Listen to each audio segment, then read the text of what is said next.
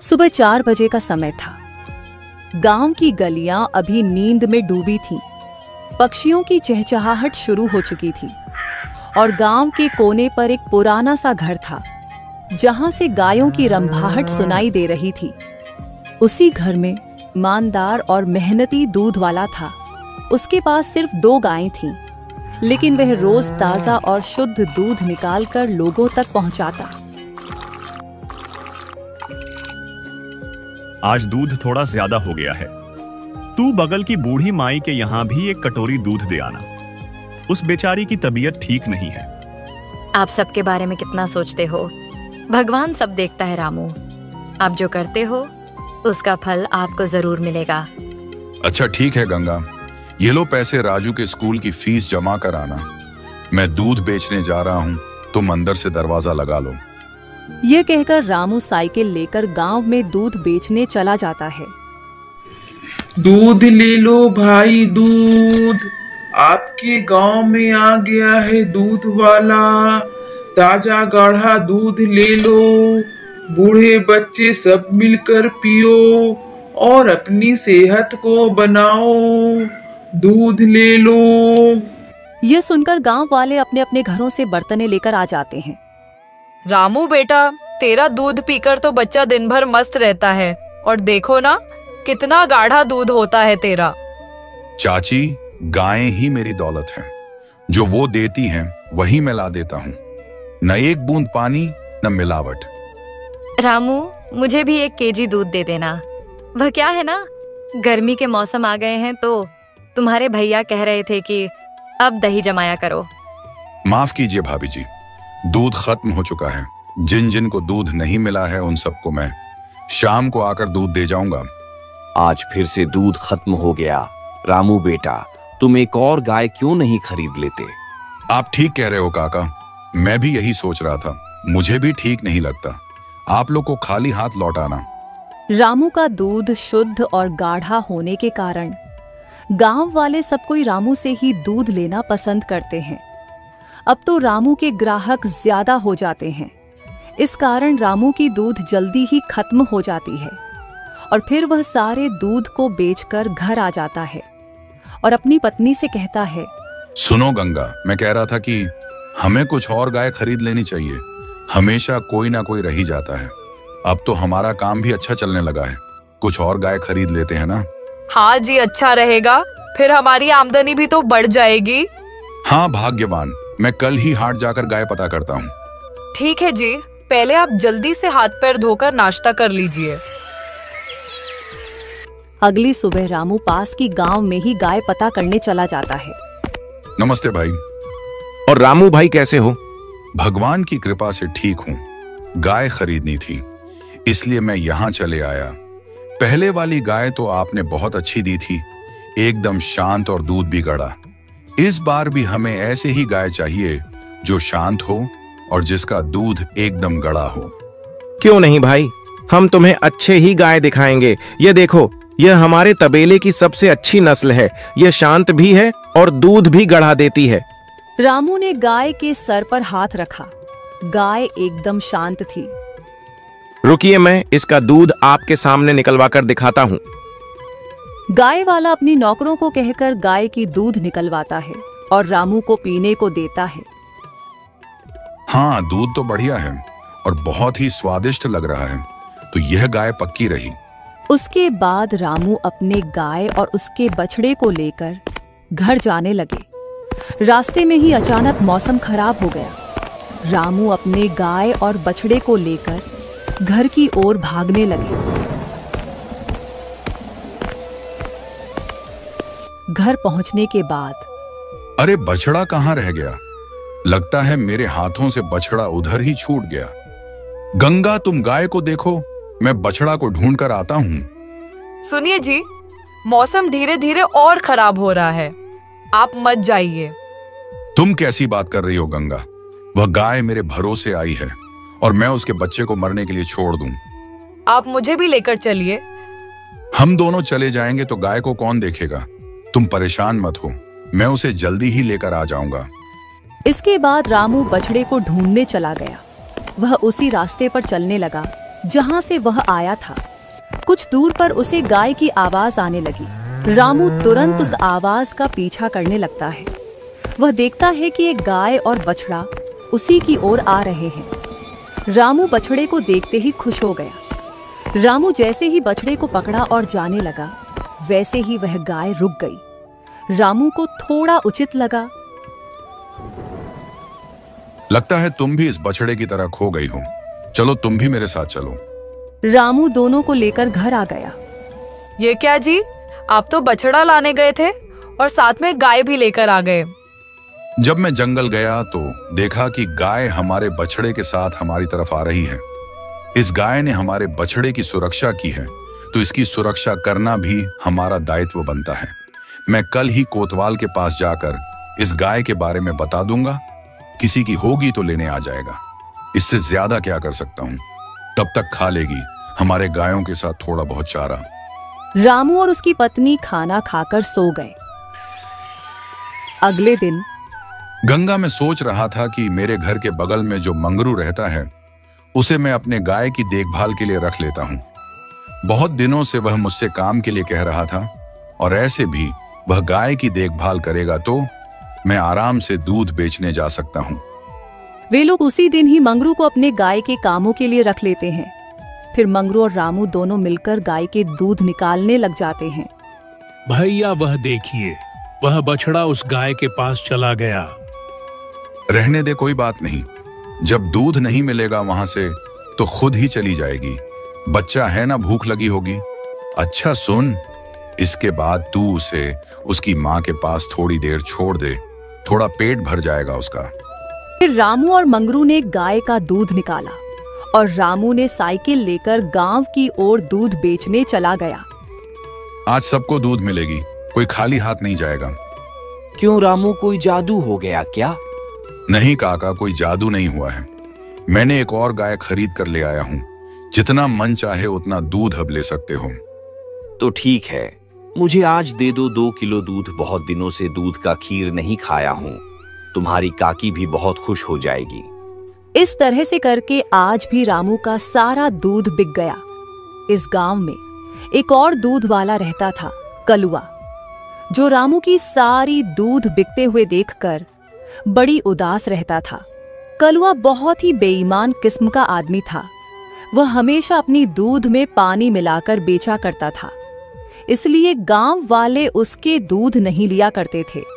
रामू जब तक इस गांव में आकर दूध बेचेगा तब तक कभी गांव वाले मेरे से दूध नहीं खरीदेंगे। अगर रामू इस इलाके में दूध बेचना बंद कर देगा तो गांव वालों को मजबूरी में मेरे से दूध लेना ही पड़ेगा। मुझे इस रामू का कुछ करना ही पड़ेगा। जब रामू दूध बेचकर अपने घर आया तो वह देखता है कि बछड़ा उस जंगल से मिले हुए गाय का दूध पी रहा है। हे भगवान, लगता है मंगरुआ बछड़े को बांधना भूल गया है। लगता है कुछ समय पहले ही इसका बच्चा हुआ है। भगवान करे जल्दी से इसके मालिक का पता चल जाए।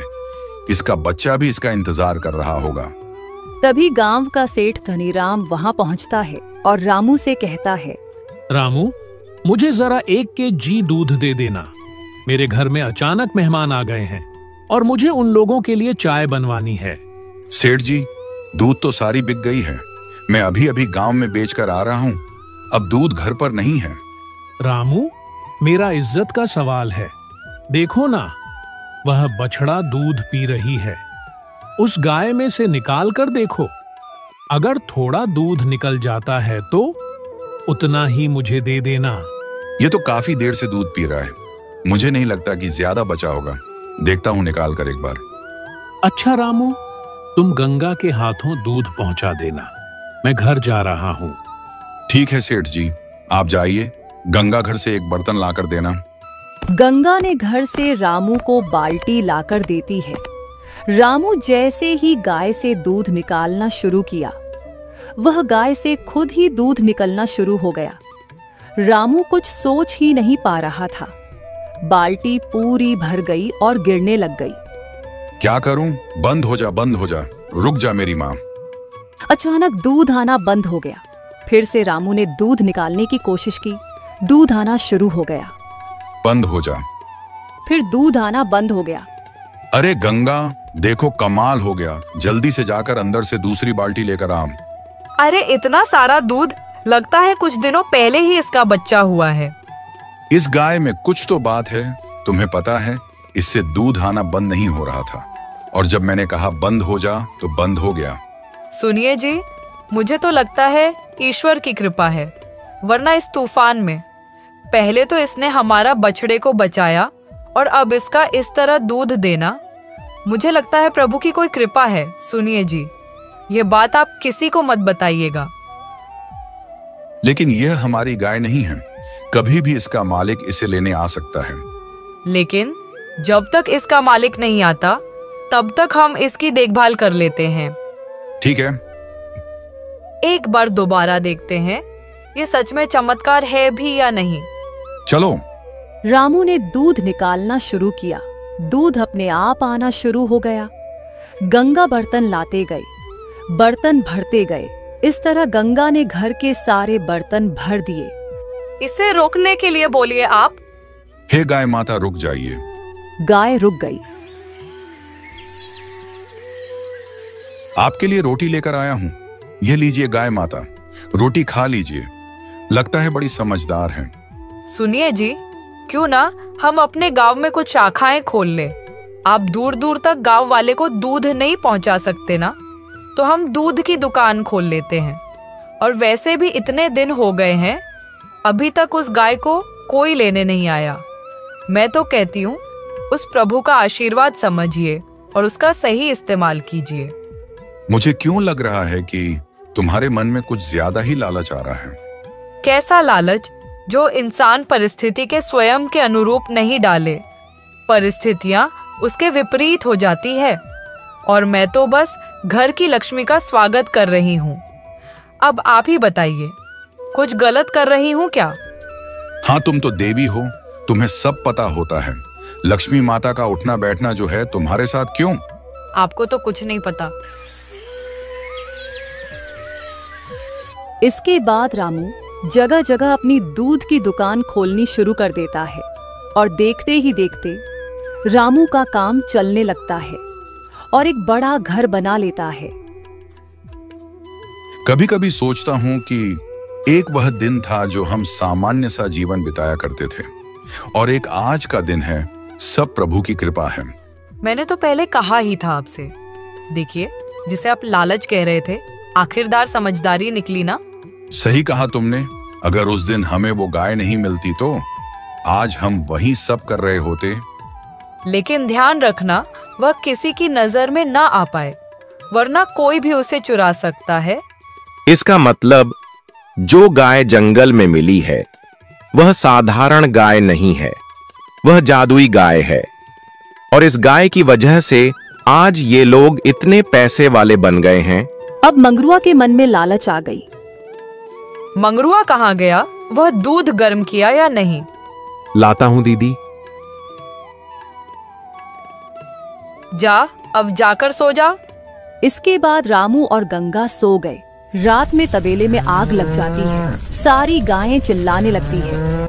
रामू तुरंत उठकर मंगरू को आवाज देता है। मंगरू नींद से उठकर तुरंत वहां पानी डालने लगता है। सब ठीक हो जाता है।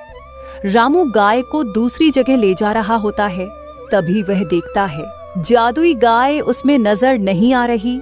रामू गंगा को सब बता देता है। अब क्या करेंगे हम? दूध कैसे पहुंचाएंगे दुकानों में? अब मैं ऐसा करता हूँ, कुछ समय के लिए दुकानें बंद कर देता हूँ। हाँ, यही सही रहेगा। रामू सब जगह ढूंढता है।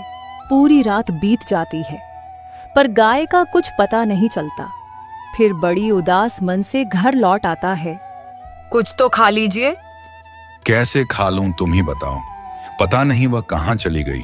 उसकी वजह से आज हम ये जिंदगी जी पा रहे हैं, तो आज उसकी कोई खबर नहीं मिल पा रही है। तो तुम चाहती हो ये सब जानने के बाद भी मैं चैन से खाना खा लूं। अगले दिन फिर रामू सुबह उठकर ही गाय को ढूंढने निकल जाता है। उस दिन भी गाय उसे नहीं मिलती। थक हार कर वह घर लौट आता है। गंगा रामू के लिए पानी लेकर आ जाती है। तभी वहां एक बूढ़ी अम्मा आती है। क्या हुआ रामू बेटा, सब ठीक है? नहीं अम्मा, मेरी गाय कहीं चली गई है। पता नहीं कैसी होगी। बेटा तू चिंता मत कर, पशु अपने मालिक से ज्यादा देर तक दूर नहीं रह पाते, वह जल्दी ही वापस आ जाएगी। बस भगवान करे ऐसा ही हो जाए। चल अब मैं चलती हूँ, फिक्र मत कर, सब ठीक हो जाएगा। कुछ तो खा लीजिए, ऐसे बिना खाए आप उसे कब तक ढूंढते रहेंगे? आप कमजोर हो जाएंगे, फिर हमारी प्यारों को कौन ढूंढेगा? रामू खाना नहीं खाता, वह पानी पीता है और घर के दरवाजे पर बैठकर अपनी गाय के घर आने का इंतजार करता रहता है। पूरा दिन थक जाने के कारण रामू को नींद आ जाती है। रामू सपना देखता है कि रामू अपनी गाय को ढूंढ रहा है। प्यारो कहाँ है तू? जल्दी आजा घर। तभी प्यारो उस कोहरे में से आते हुए दिख रही होती है। उसके गले की घंटी बज रही है और वह धीरे धीरे उसके पास आ रही है। जैसे ही वो गाय को हाथ लगाता है, उसकी आंख खुल जाती है। वह देखता है कि गाय उसके सामने बैठी है। वह खुश हो जाता है। गंगा, मंगरू इधर आओ, देखो हमारी प्यारो आ गई। देखिए सब ठीक हो गया ना? चलिए अब अंदर आ जाइए और कुछ खा लीजिए। मंगरू तुम इसे तबेले में बांध दो। नहीं, मैं ले जाऊंगा इसे और खुद ही बांधूंगा। रामू उसे तबेले में बांधता है और उसके सामने रामू घास रखता है और पानी भी रखता है। आज के बाद तुम कहीं मत जाना। तुम्हें पता है मैं कितना डर गया था। ये दुनिया अच्छी नहीं है। यहाँ लालची मतलबी लोग भी भरे पड़े हैं। कौन जाने कब तुम्हें चुरा ले जाए। वादा करो तुम कभी ऐसा दोबारा नहीं करोगी। गाय रंभाती है। तुम खाओ, मैं भी चला खाना खाने। आधी रात का समय एक आदमी कंबल ओढ़कर गाय चुराने की कोशिश करता है। तब तक गाय जोर जोर से आवाज निकालने लगती है। रामू तुरंत भागकर तबेले में पहुंचता है। उस आदमी को गाय चुराते देख डर रामू उसे पकड़ने की कोशिश करता है। रामू के हाथों में कंबल आ जाता है। रामू कंबल को खींचता है, लेकिन वह आदमी भाग जाता है। इस बार रामू ने प्यारों को एक सुरक्षित कमरे में बंद कर दिया। क्या हुआ जी? वह आवाज प्यारों की, वह ठीक तो है ना? कोई प्यारों को चुराने आया था? कहीं तबेले में आग लगाने वाला और फिर प्यारों को चुराने वाला एक ही आदमी तो नहीं? ये कंबल किसका है? यह कंबल उसी चोर का है। अगले दिन रामू प्यारों के पास जाता है और दूध निकालना शुरू कर देता है। मंगरू सुनो, आज तुम प्यारों को जंगल चराने ले जाना। ठीक है मालिक, ठीक है मालिक। ऐसे तुम कल कहाँ थे मंगरू? कब मालिक? जब रात को जोर जोर से तबेले से आवाजें आ रही थीं। कौन से आवाज मालिक? मैं तो कोई आवाज नहीं सुनी। लगता है गहरी नींद में रहा हूंगा उस वक्त। रामू मंगरू के पीछे जाता है और गले में जो माला थी उसे निकालने को कहता है। अच्छा ये बताओ मंगरू, तुम्हारे ये माला धागा के हुक में कैसे आ गया? वह मालिक कपड़े निकालते वक्त कई बार मेरे इस माला के हुक में कपड़े फंस जाते हैं। शायद इस तरह यह धागा भी फंस गया होगा। ठीक है। रामू अंदर गया और उस कंबल को लेकर आया। तुम्हें यह कंबल और यह धागा एक जैसे नहीं लगता, और इस कोने में धागा खींचा हुआ भी है, और इस धागे का रंग भी इस कपड़े के जैसा ही है। यह कोई इत्तेफाक तो नहीं लगता। मालिक माफ कर दीजिए, यह सब मैंने मजबूरी में आकर किया है। कैसी मजबूरी? मालिक, मैंने कुछ लोगों से कर्ज लिया था अपनी बहन की शादी के लिए, और मैं कर्ज नहीं चुका पाया तो उन लोगों ने मुझे जान से मारने की धमकियां दी। उस दिन मैं आपको और दीदी को बात करते सुन लिया था।